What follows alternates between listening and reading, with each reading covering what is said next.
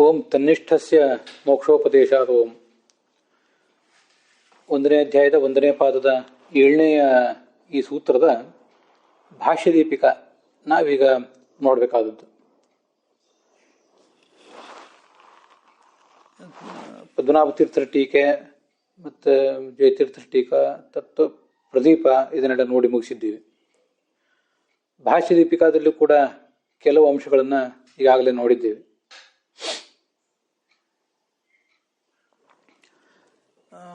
ಯಸ್ಯಾನುವಿದ್ಧ ಪ್ರತಿಬುದ್ಧಾತ್ಮ ಅಸ್ಮಿನ್ ಸಂದೋಹೆ ಗಹನೆ ಪ್ರವಿಷ್ಟ ಅಂತ ಹೀಗೆ ವೇದವಾಕ್ಯ ಇದೆಯಲ್ಲ, ಅದಕ್ಕೆ ಸಂದೋಹೆ ಅನ್ನೋದ್ರ ಬದಲಾಗಿ ಸಂದೋಘೆ ಅಂತ ಒಂದು ಪಾಠ ಇದೆ. ಋಷಿಕೇಶ ತೀರ್ಥರ ಪಾಠ ಹಾಗೆ ಇದ್ದಂತೆ ಕಾಣಿಸ್ತದೆ.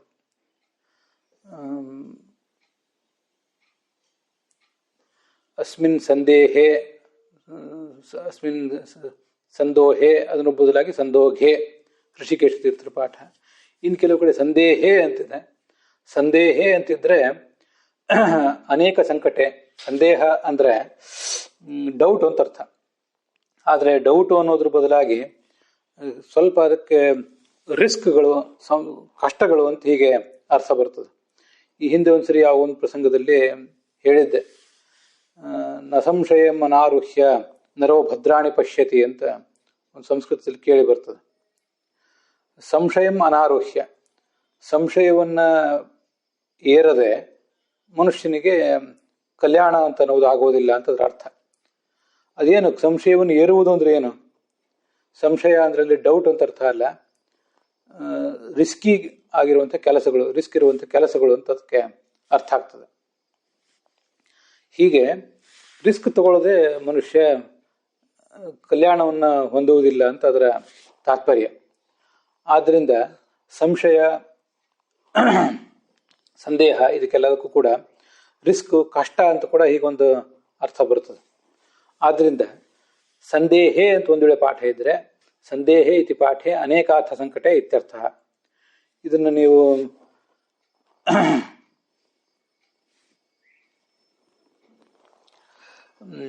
ಯಸ್ಯಾನುವಿದ್ಧ ಪ್ರತಿಬುದ್ಧ ಆತ್ಮ ಅಂತ ಈಗೇನಿದೆಯಲ್ಲ, ಅಲ್ಲಿ ಆ ವೇದವಾಕ್ಯ ಆದಮೇಲೆ ಭಾಷ್ಯ ದೀಪಿಕಾದಲ್ಲಿ ಅದ್ರ ಬಗ್ಗೆ ಎಲ್ಲ ವಿವರಣೆಗಳನ್ನು ಕೊಟ್ಟಿದ್ದಾರೆ.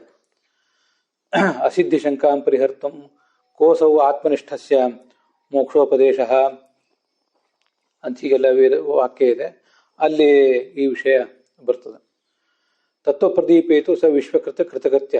ವಿಶ್ವಕೃತ ಅನ್ನೋ ಶಬ್ದಕ್ಕೆ ಜಯತೀರ್ಥರು ಮಾಡಿರೋ ಅರ್ಥ ಬೇರೆ ಇದೆ. ನಾವು ಈಗಾಗಲೇ ಅದನ್ನ ಹಿಂದೆ ನೋಡಿದ್ದೀವಿ.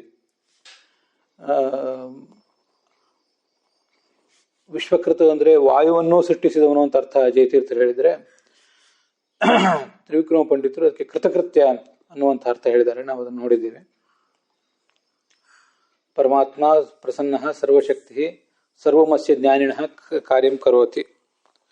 ಪರಮಾತ್ಮ ವಿಶ್ವಕೃತ ಆಗಿದ್ದಾನೆ, ಮತ್ತೆ ಎಲ್ಲ ಕಾರ್ಯಗಳನ್ನು ಕೂಡ ಮಾಡ್ತಾನೆ. ಜ್ಞಾನಿಗೆ ಮಾಡಬೇಕಾದಂತಹ ಎಲ್ಲ ಕಾರ್ಯಗಳನ್ನು ಕೂಡ ಮಾಡಿಕೊಡ್ತಾನೆ ಅಂತ ಅದರ ತಾತ್ಪರ್ಯ ಆಗ್ತದೆ.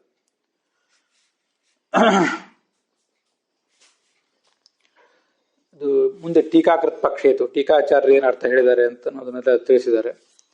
ಸರ್ವ ಅಂತನೋ ಶಬ್ದ ಜಗತ್ತನ್ನು ಹೇಳ್ತದೆ, ವಿಶ್ವ ಅನ್ನೋ ಶಬ್ದ ವಾಯುವನ್ನು ಹೇಳ್ತದೆ.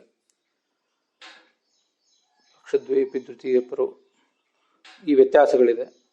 ನಾವೀಗಾಗಲೇ ವ್ಯತ್ಯಾಸ ನೋಡಿದ್ದೀವಿ. ಇನ್ನೊಂದ್ಸರಿ ಅದನ್ನು ಅವಲೋಕಿಸುವುದಷ್ಟೇ ಬಾಕಿ ಉಳಿದಿತ್ತು. ಬ್ರಹ್ಮ ಇತ್ಯಸ್ಯ.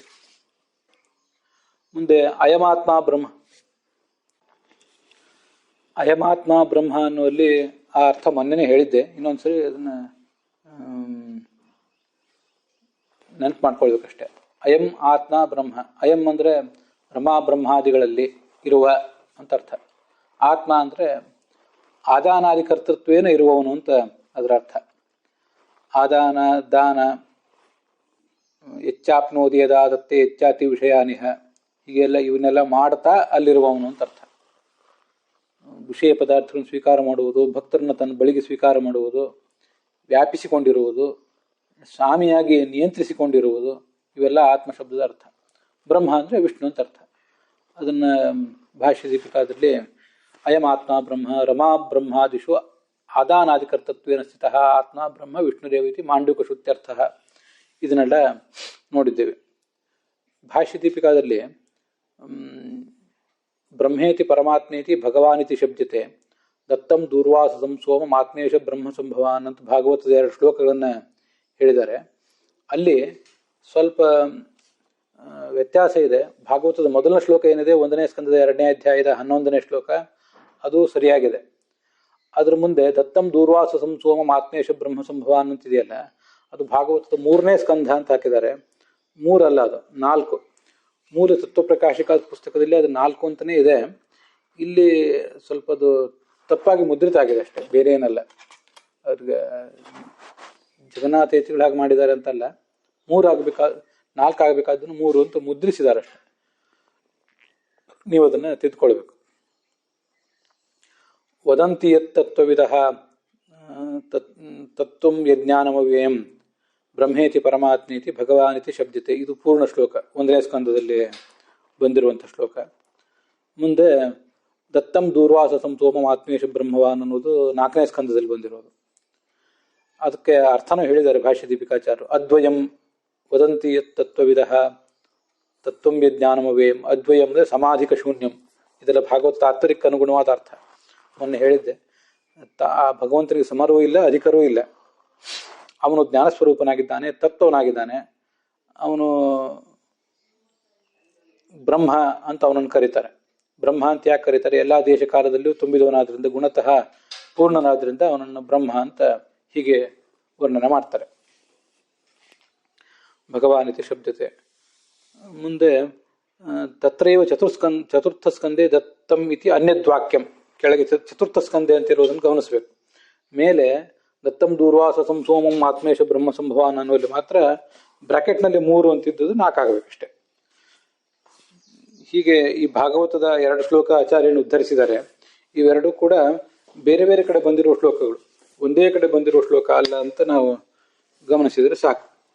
ಮತ್ತೆ ಈ 2ನೇ ಶ್ಲೋಕ ಏನಿದೆ, 4ನೇ ಸ್ಕಂದದಲ್ಲಿ ಬಂದದ್ದು, ಅದ್ರ ಬಗ್ಗೆ ಈಗ ಭಾಗವತದಲ್ಲಿರುವ ಶ್ಲೋಕ ಬೇರೆ ಥರ ಇದೆ. ಆಚಾರ್ಯರು ಅನುವ್ಯಾಖ್ಯಾನದ ಉದ್ಧರಿಸಿದ್ದು ಸ್ವಲ್ಪ ಬೇರೆ ಥರ ಇದೆ. ಅದ್ರ ಬಗ್ಗೆನೂ ಜಗನ್ನಾಥ ಯತಿಗಳು ಈಗ ಹೇಳ್ತಾರೆ, ಅದನ್ನು ನಾವು ನೋಡೋಣ.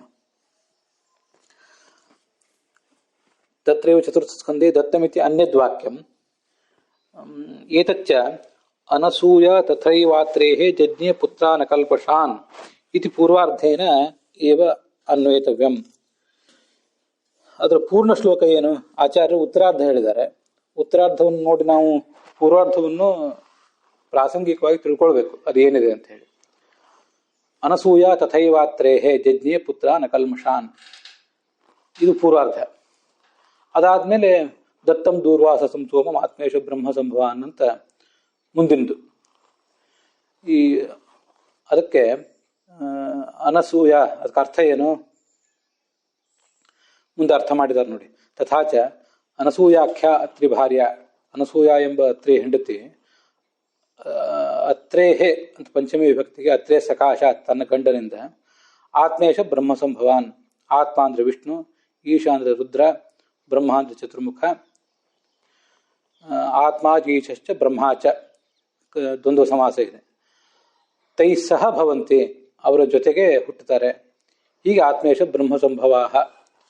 ಅಕಲ್ಮಷಾನ್ ಅಂದರೆ ಪಾಪರಹಿತ ಅಂತ ತಾವೇ ಅರ್ಥ ಹೇಳಿದ್ದಾರೆ. ಅವ್ರು ಯಾರು ಅಂದರೆ ಯಹ ದತ್ತಃ ದೂರ್ವಾಸಃ ಸೋಮಃ, ಈಗ 3 ಜನ ಇವರನ್ನ ಮಕ್ಕಳನ್ನಾಗಿ ಪಡೆದರು ಅಂತ ಅರ್ಥ. ಮುಂದೆ ಯದ್ವಾ ಅಂತ ಇನ್ನೊಂದು ವಾಕ್ಯ ಇದೆ, ಅದೆಲ್ಲ ನಾವು ಹೆಚ್ಚೇನು ಗಮನಿಸಬೇಕಾಗಿಲ್ಲ. ವಾಕ್ಯದ ಜೋಡಣೆ, ವಾಕ್ಯದ ಅನ್ವಯ, ಒಟ್ಟಾರೆ ಅನ್ವಯಾರ್ಥ ಮತ್ತು ಆಕಾಂಕ್ಷಾದಿಂದ ಲಭ್ಯವಾದ ಅರ್ಥ ಏನಿದೆಯಲ್ಲ, ಅದನ್ನು ಸ್ಫುಟಪಡಿಸ್ಲಿಕ್ಕೋಸ್ಕರ ಈ ಥರ 2 ಯೋಜನೆಗಳನ್ನು ಹೇಳ್ತಾರೆ ಅಷ್ಟೇ. ಅನಸೂಯ ತಥೈವಾತ್ರೇಃ ಜಜ್ಞೆ ಪುತ್ರಾನ್ ಕಲ್ಮಷಾನ್, ಇದು ಪೂರ್ವಾರ್ಧ. ಮುಂದೆ ಉತ್ತರಾರ್ಧದಲ್ಲಿ ದತ್ತಂ ದೂರ್ವಾಸಂ ಸೋಮಂ ಅಂತಿದೆ. ಅಲ್ಲಿ ಅನಸೂಯ ತಥೈವ ಅತ್ರೇಹೆ ಅಂತ ಹೀಗೊಂದು ಕಡೆ ಕೇಳಿ ಬರ್ತದೆ. ತಥೈವ ಅಂತ ಒಂದು ಶಬ್ದ ಇದೆಯಲ್ಲ, ತಥೈವ ಅಂದ್ರೆ ಏನು? ಅನಸೂಯ ಅತ್ರೇಹೆ ಅಕಲ್ಮಷಾನ್ ಪುತ್ರಾನ್ ಜಜ್ಞೆ ಅಂದ್ರೆ ಪಡೆದಳು, ಇಷ್ಟಂತ ಅರ್ಥ ಆದ್ರೆ ಸರಿ. ತಥೈವ ಅಂದ್ರೆ ಏನು? ನಮಗೆ ಸಂಶಯ ಬರ್ತದೆ. ತಥೈವ ಅಂದ್ರೆ ಹಾಗೆ ಅಂತ ಅರ್ಥ. ಹಾಗೆ ಅಂದ್ರೆ ಹಿಂದೆ ಏನನ್ನ ಹೇಳಿರ್ಬೇಕು. ಹಿಂದಿನವ್ರು ಹೇಗೋ ಹಾಗೆ ಇವಳು ಕೂಡ ಮಕ್ಕಳನ್ನು ಹೆತ್ತಳು ಅಂತ. ಅದು ಹಿಂದೆ ಶ್ಲೋಕದಲ್ಲಿ ಭಾಗವತದಲ್ಲಿ ಏನಿದೆ, ಅದು 4ನೇ ಸ್ಕಂದದ್ದು. ಪತ್ನಿ ಮರೀಚೇಹೆ ಸುಕಲಾ ಸುಷುವೆ ಕರ್ದಮಾತ್ಮಜ ಕಾಶ್ಯಪಂ ಪೂರ್ಣಿಮಾನಂ ಚ ಯಯೋರಾಪೂರಿತಂ ಜಗತ್ ಅಂತ ಹಿಂದಿರೋ ಶ್ಲೋಕ. ಮರೀಚಿ ಋಷಿಗಳ ಪತ್ನಿ ಸುಕಲ ಅಂತ, ಅವಳು ಕರ್ದಮನ ಮಗಳು. ಅವಳು ಕಾಶ್ಯಪ ಮತ್ತು ಪೂರ್ಣಿಮಾ ಅಂತ. ಕಾಶ್ಯಪ ಅಂದ್ರೆ ಕಶ್ಯಪ ಋಷಿ, ಅದಿತಿಯ ಗಂಡ, ಎಲ್ಲ ದೇವತೆಗಳ ತಂದೆ ಅವನು. ಮತ್ತು ಇನ್ನೊಬ್ಬ ಪೂರ್ಣಿಮಾ ಅಂತ. ಅದು ನನಗೆ ಅದ್ರಲ್ಲಿ ನೆನಪಿಗೆ ಬರ್ತಿಲ್ಲ. ಅದನ್ನೇನು ಇಲ್ಲಿ ನಮಗೆ ಪ್ರಸ್ತುತನೂ ಅಲ್ಲ.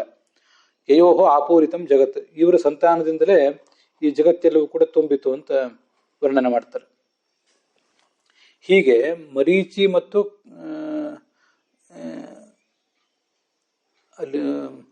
ಮತ್ತು ಸುಕಲ ಅವರ ಸಂತಾನದ ಬಗ್ಗೆ ಹಿಂದಿನ ಶ್ಲೋಕ ಹೇಳಿದ್ದಾರೆ. ತಥೈವ ಹಾಗೆಯೇ ಮತ್ತೆ ಹೇಳ್ತಾರೆ, ಈ ಅತ್ರಿ ಮತ್ತು ಅನಸೂಯೆಗಳ ಇವರಿಬ್ಬರ ದಾಂಪತ್ಯದಿಂದ ಹುಟ್ಟಿದ ಮಕ್ಕಳು ಯಾರು ಅನ್ನೋದನ್ನ ಇಲ್ಲಿ ಮುಂದೆ ಹೇಳ್ತಾರೆ. ತಥೈವ ಅನ್ನೋ ಶಬ್ದಕ್ಕೆ ಆ ಅರ್ಥ ಅಷ್ಟೆ.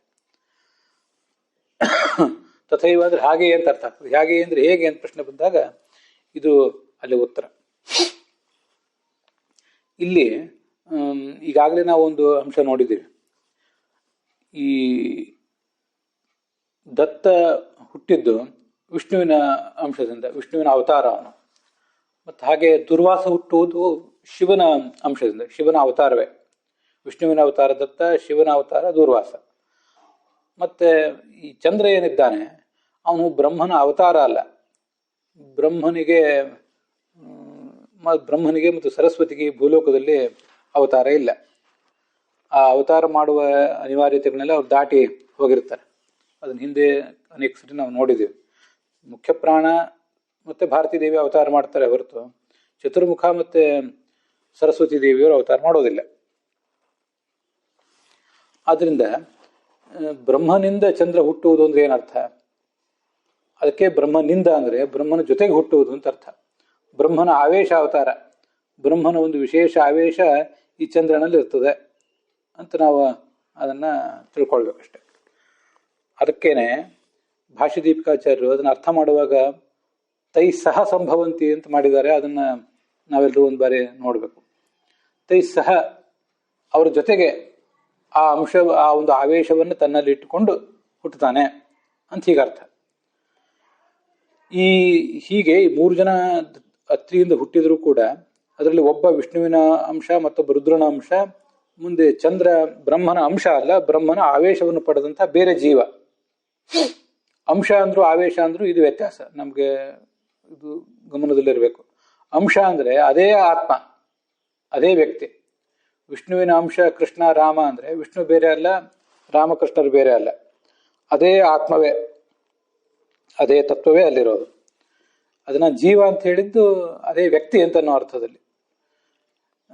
ಹೀಗೆ ಎಲ್ಲ ಕಡೆನೂ ಕೂಡ ಹಾಗೆ ರುದ್ರನ ಅಂಶ ಈ ಅಶ್ವತ್ಥಾಮ ಮತ್ತೆ ಜೈಗೀಷವ್ಯ ಹೀಗೆಲ್ಲ ಬೇರೆ ಬೇರೆ ಥರ ನಾವು ಹೇಳಿದ್ರೆ ಎಲ್ಲ ಕಡೆನೂ ಕೂಡ ಅದೇ ವ್ಯಕ್ತಿಯೇ ಅಲ್ಲಿ ಹುಟ್ಟಿ ಬರೋದು. ಆದರೆ ಪರಮಾತ್ಮ 100% ಅದೇ ವ್ಯಕ್ತಿಯೇ ಇಲ್ಲಿ ಹುಟ್ಟಿ ಬರ್ತಾನೆ. ಮೂಲ ರೂಪಕ್ಕೂ ಈ ರೂಪಕ್ಕೂ ಏನೂ ವ್ಯತ್ಯಾಸ ಇಲ್ಲ. ಇನ್ನ ರುದ್ರಾದಿಗಳಿಗೆ ಒಂದೊಂದು ಅಂಶದಿಂದ ಹುಟ್ಟಿ ಬರ್ತಾರೆ.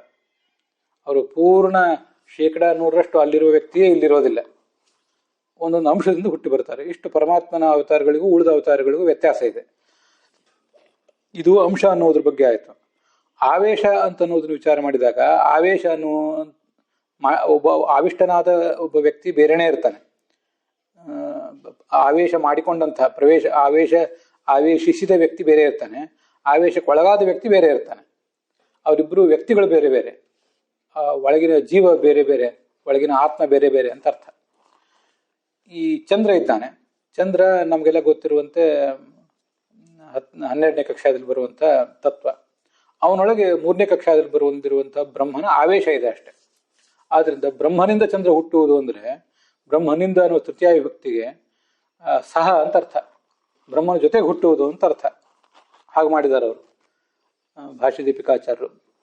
ಮರೀಚೇಹೇ ಪತ್ನಿ ಮರೀಚೇ ಸುಕಲ ಅಂತ ಶ್ಲೋಕ ಇದೆಯಲ್ಲ, ಶ್ಲೋಕದ ಕೆಳಗೆ ಏನು ಪ್ಯಾರಾಗ್ರಾಫ್ ಇದೆ ಅಲ್ಲಿ ತೈಹಿ ಸಹ ಸಂಭವಂತಿ, ಅವ್ರ ಜೊತೆಗೆ ಹುಟ್ಟುತ್ತಾರೆ ಅಂತ ಅರ್ಥ ಮಾಡ್ಲಿಕ್ಕೆ ಇದೇ ಕಾರಣ. ಇಷ್ಟರ ಮೇಲೆ ನಮಗೊಂದು ಪ್ರಶ್ನೆ ಬರಬೇಕು. ಅದೇನು ಪ್ರಶ್ನೆ ಅಂದರೆ, ತೈ ಸಹ ಸಂಭವಂತಿ ಅಂತ ಮಾಡಿದ್ರಲ್ಲ, ಚಂದ್ರ ಚತುರ್ಮುಖ ಬ್ರಹ್ಮನ ಜೊತೆಗೆ, ಅಂದರೆ ಚತುರ್ಮುಖ ಬ್ರಹ್ಮನ ಆವೇಶವನ್ನು ತನ್ನಲ್ಲಿ ಪಡ್ಕೊಂಡು ಹುಟ್ಟುವುದು ಸರಿ. ಈ ದುರ್ವಾಸ ರುದ್ರನ ಆವೇಶವನ್ನು ಪಡ್ಕೊಂಡು ಹುಟ್ಟುವುದಲ್ಲ. ಹಾಗೆ ದತ್ತನೂ ಕೂಡ ವಿಷ್ಣುವಿನ ಆವೇಶವನ್ನು ಪಡ್ಕೊಂಡು ಹುಟ್ಟುವುದೇನೂ ಅಲ್ಲ.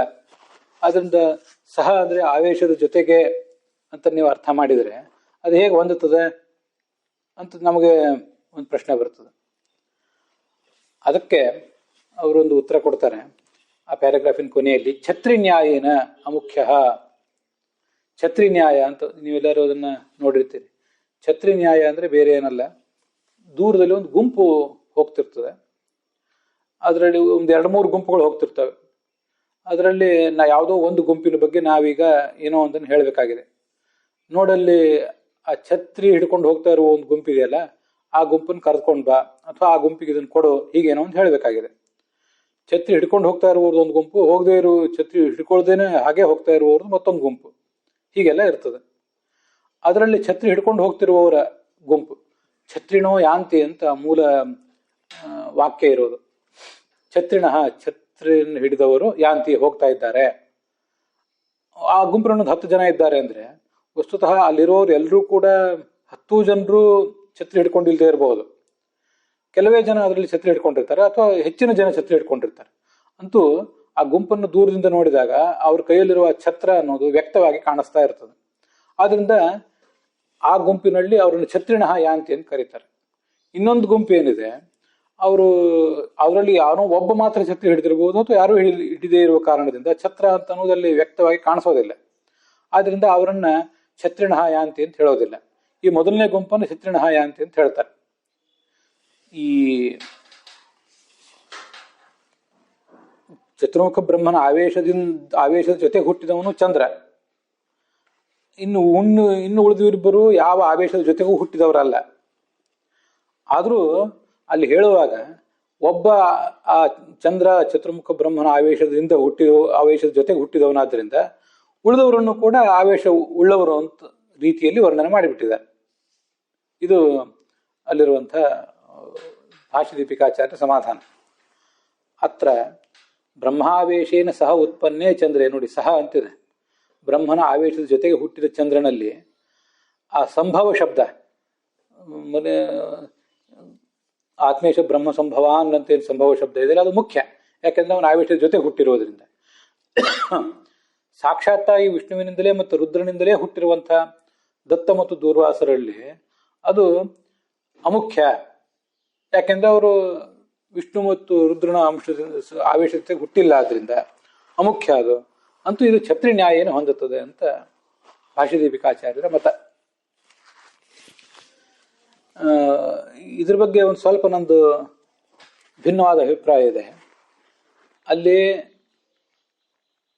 ಛತ್ರದ ನಾನು ಒಂದೇನು ಉದಾಹರಣೆ ಹೇಳಿದೆ, ಅದು ಯಾವಾಗ ಹೊಂದುತ್ತದೆ ಅಂದ್ರೆ, ಛತ್ರ ಹಿಡ್ಕೊಂಡವರು ಅನೇಕ ಜನ ಇರ್ಬೇಕು ಆ ಗುಂಪಿನಲ್ಲಿ.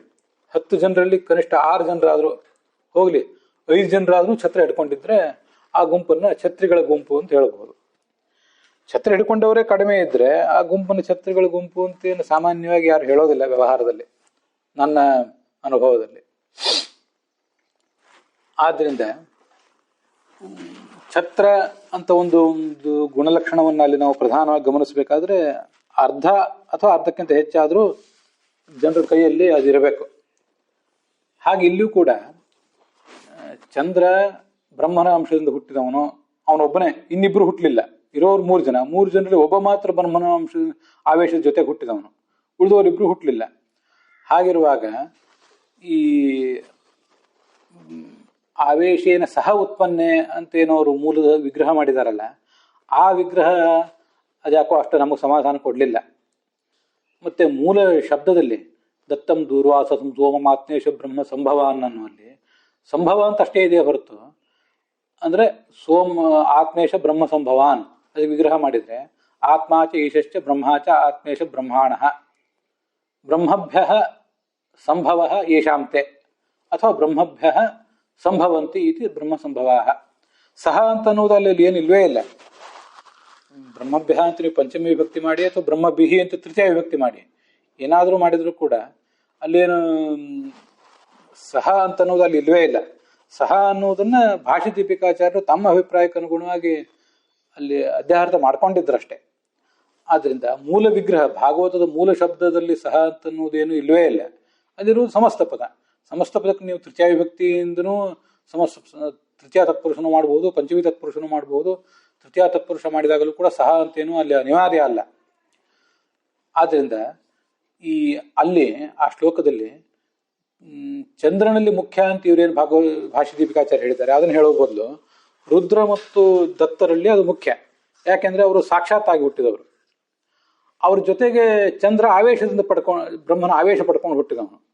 ಆದ್ರಿಂದ ಚಂದ್ರನೇ ಅಲ್ಲಿ ಅಮುಖ್ಯ. ಈ ರುದ್ರ ಮತ್ತು ದುರ್ವಾಸ ಮತ್ತು ದತ್ತರು ಮುಖ್ಯ ಅಂತ ಇಟ್ಕೊಂಡ್ಬಿಡ್ಬೇಕು. ಆವಾಗಲೂ ಛತ್ರಿ ನ್ಯಾಯ ಅನ್ನೋದ್ರ ಬಗ್ಗೆ ನಂದೇನು ವಿವಾದ ಇಲ್ಲ. ಭಾಷೆ ದೀಪಿಕಾಚಾರ್ಯ ಮತದಲ್ಲಿ ಚಂದ್ರ ಮುಖ್ಯ, ಉಳಿದವರಿಬ್ರು ಅಮುಖ್ಯ. ನನ್ನ ಮತದಲ್ಲಿ ಉಳಿದವರಿಬ್ಬರೇ ಮುಖ್ಯ, ದತ್ತ ಮತ್ತು ದುರ್ವಾಸರು. ಚಂದ್ರ ಅಲ್ಲಿ ಅಮುಖ್ಯ. ಹೀಗೆ ಆತ್ಮೇಶ ಬ್ರಹ್ಮ ಸಂಭವಾನ್, ವಿಷ್ಣುವಿನಿಂದ ರುದ್ರನಿಂದ ಬ್ರಹ್ಮನಿಂದ ಹುಟ್ಟಿದವರು ಅಂತ ಹೀಗೆ ಅರ್ಥ ಮಾಡಿದಾಗ ವಿಷ್ಣು ಮತ್ತು ರುದ್ರನಿಂದ ಅಂಶ ಸಂಭೂತರಾಗಿ ಹುಟ್ಟಿದವರು ದತ್ತ ಮತ್ತು ದೂರ್ವಾಸರು. ಇದು ಮುಖ್ಯ. ಚಂದ್ರ ಹಾಗೆ ಹುಟ್ಟಲಿಲ್ವಲ್ಲ ಅಂದ್ರೆ ಅವನು ಆವೇಶದ ಜೊತೆ ಹುಟ್ಟಿದವನು, ಅವನೊಬ್ಬ ಮಾತ್ರ ಪ್ರತ್ಯೇಕ. ಆದ್ರಿಂದ ಛತ್ರಿ ನ್ಯಾಯ ಅನ್ನುವ ನ್ಯಾಯವನ್ನು ಇಟ್ಕೊಂಡ್ರೂ ಕೂಡ ಮುಖ್ಯರು ಆ ನ್ಯಾಯವನ್ನು ಇಲ್ಲಿ ಅನ್ವಯಿಸುವಾಗ ಮುಖ್ಯವಾಗಿ ನಮಗೆ ಸಿಗುವವರು ದೂರ್ವಾಸ ಮತ್ತು ದತ್ತ. ಚಂದ್ರ ಮುಖ್ಯ ಅಂತ ನನ್ನ ಅಭಿಪ್ರಾಯ. ಆ ನ್ಯಾಯದ ಬಗ್ಗೆನೂ ವಿವಾದ ಇಲ್ಲ. ಇದಿಷ್ಟು ನನ್ನ ಅಭಿಪ್ರಾಯ. ವಸ್ತುತಃ ಬ್ರಹ್ಮಸೂತ್ರ ಭಾಷ್ಯವನ್ನು ಅರ್ಥ ಮಾಡ್ಕೊಳ್ಳಿಕ್ಕೆ ಈ ವಿಷಯ ಏನು ಬೇಕಾಗಿಲ್ಲ. ಆದರೂ ಕೂಡ ಅದನ್ನು ಓದ್ತಾ ಕೂತಾಗ ಹೀಗೆ ಒಂದೇನೋ ಅನಿಸಿತು, ಅದನ್ನು ನಿಮ್ಗೆ ಹೇಳಿದೆ. ಯಾರಿಗಾದ್ರೂ ಅದು ಉಪಯುಕ್ತ ಆದರೆ ಮಾಡಿ. ಇಲ್ಲದೆ ಹೋದರೆ ಮೂಲ ಬ್ರಹ್ಮಸೂತ್ರ ಭಾಷ್ಯದ ಭಾವವನ್ನು ಗ್ರಹಿಸಲಿಕ್ಕೆ, ತತ್ವವನ್ನು ತಿಳ್ಕೊಳ್ಳಿಕ್ಕೆ ಇಷ್ಟು ಜಿಜ್ಞಾಸೆ, ಇಷ್ಟು ವಿಮರ್ಶೆ ಇದೆಲ್ಲ ಏನು ಬೇಕಾಗಿಲ್ಲ. ಇದು ಗಮನದಲ್ಲಿ ಇರಲಿ ನಿಮಗೆ.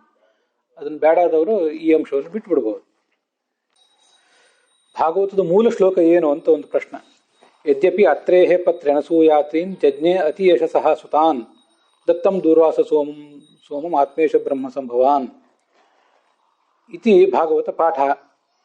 ಭಾಗವತದ ಪಾಠ ಈಗೇನಿದೆ ನೀವು ತೆಗೆದು ನೋಡಿದರೆ, ನಾನು ಶೇಷಗಿರಾಚಾರ್ಯ ಪುಸ್ತಕ ನೋಡಿದೆ, ಇನ್ನೂ ಕೂಡ ಪುರಾಣಿಕಾಚಾರ್ಯ ಪುಸ್ತಕ ತೆಗೆದು ನೋಡಿಲ್ಲ. ಅಲ್ಲಿ ನೀವ್ಯಾರು ಕೂಡ ಅದನ್ನು ಗಮನಿಸಬಹುದು. ಪುರಾಣಿಕಾಚಾರ್ಯ ಪುಸ್ತಕ ನಿಮ್ಮ ಹತ್ರ ಇದ್ರೆ ಇದೇ ಸಂದರ್ಭದಲ್ಲಿ ಅದನ್ನು ಗಮನಿಸಿಬಿಟ್ಟು ಸುಲಭ ಆಗ್ತದೆ ನೋಡ್ಕೊಳ್ಳಿಕ್ಕೆ.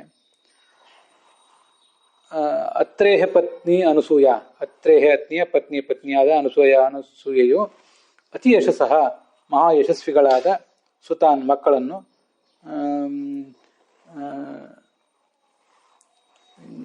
ಜಜ್ಞೆ ಹುಟ್ಟಿಸಿದಳು ಅಂತ ಹೀಗೆ ಪಾಠ ಇರೋದೀಗ.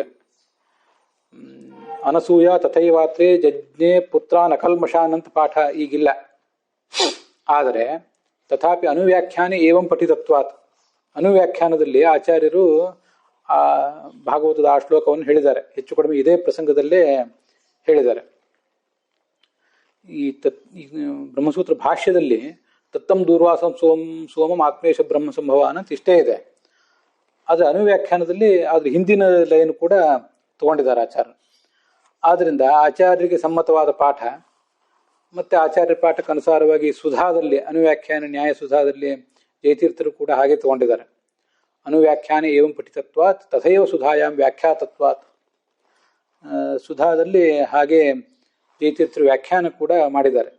ಆದ್ರಿಂದ ಈಗ ನಮಗಿರೋ ಭಾಗವತದ ಪಾಠ ಹೀಗೆ ಹಾಕಿದೆ ಅಂತ ಒಂದು ಸಂಶಯ ನಮಗೆ ಬರ್ತದೆ.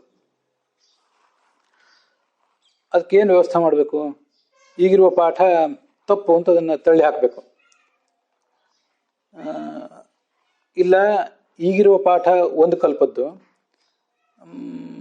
ಅನುವ್ಯಾಖ್ಯಾನದಲ್ಲಿ ತೋರಿಸಿದ್ದು ಮತ್ತೊಂದು ಕಲ್ಪದ್ದು ಅಂತ ಹೀಗೊಂದು ವ್ಯವಸ್ಥೆಯನ್ನಾದರೂ ಕೂಡ ಮಾಡಬೇಕು. ತತ್ ಅನ್ಯಕಲ್ಪೀಯಂ ಪಾಠಾಂತರಂ ಭವಿಷ್ಯತಿ ಇತಿ ಅದೋಷಃ. ಅನುವ್ಯಾಖ್ಯಾನದಲ್ಲಿ ಹೇಳಿದ್ದು ಬೇರೆ ಯಾವುದೋ ಕಲ್ಪದ ಪಾಠ ಇತಿ ಅದೋಷಃ. ಹೀಗೊಂದು ವ್ಯವಸ್ಥೆ ಮಾಡಿದ್ದಾರೆ ಭಾಷ್ಯ ದೀಪಿಕಾಚಾರ್ಯ. ಅನೇಕ ಕಲ್ಪಗಳಲ್ಲಿ ಭಾಗವತ, ಮಹಾಭಾರತ ಇತ್ಯಾದಿಗಳ ರಚನೆ ಆಗ್ತಿರ್ತದೆ. ಅನುವ್ಯಾಖ್ಯಾನದಲ್ಲಿ ಹೇಳಿದ್ದು ಬೇರೆ ಕಲ್ಪದ್ದು. ಈಗ ನಾವು ನೋಡ್ತಿರುವ ಪಾಠ ಮತ್ತೊಂದು ಯಾವುದೋ ಕಲ್ಪದ್ದು ಅಂತ ಹೀಗಂತ ಅರ್ಥ ಮಾಡಿ ತೋರಿಸಿದ್ದಾರೆ.